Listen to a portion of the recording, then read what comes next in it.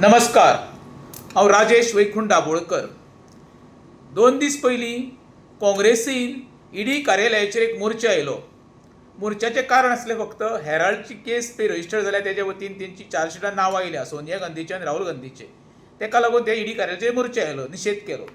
त्याच्या नंतर भाजपान मोर्चा आयलो काँग्रेस कार्यालयाचेर आनी थंय व्हरून राहुल गांधीचो पुतळो उलपयलो। आतां हितून सर्वसामान्य जनतेक कितें फायदो आसा हितून? कांय देणें घेणें ना। जे ज्वलंत प्रश्न आहा पळय ते सोडोवपाचो सरकार आनी विरोधी पक्ष प्रयत्न करीच ना।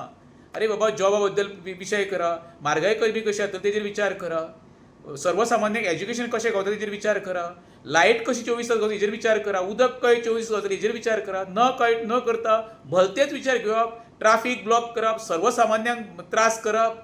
आयज ट्रॅव्हलिंग करता आसतना बसींनी, स्कुटरींनी किंवा गाडयांनी पेशंट कितके आसता।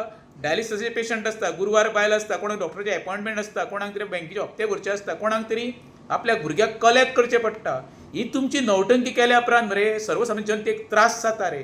बरे विशय घेया रे, ही नवटंकी बंद करा आतां। तुमचे मोर्चा हे तर लोकांक कांय देणें घेणें ना।